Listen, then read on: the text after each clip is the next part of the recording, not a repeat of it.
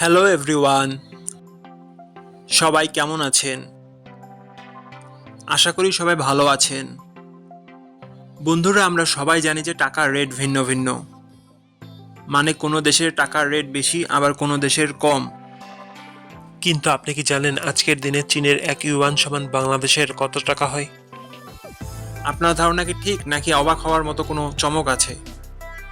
এই ভিডিওটি বিশেষভাবে আপনার জন্য তৈরি, তাই শেষ পর্যন্ত দেখুন। কারণ আপনি যদি নিয়মিত টাকার রেট জানেন, তাহলে অর্থ লেনদেন বা বিদেশ থেকে পাঠানো রেমিটেন্সে লাভবান হতে পারেন। আজ সোমবার 13 এপ্রিল 2026। আজ চীনের 1 টাকা সমান বাংলাদেশের 17 টাকা 97 পয়সা, আর অপরদিকে বাংলাদেশে 1 টাকা সমান চীনের 0 টাকা 056 পয়সা।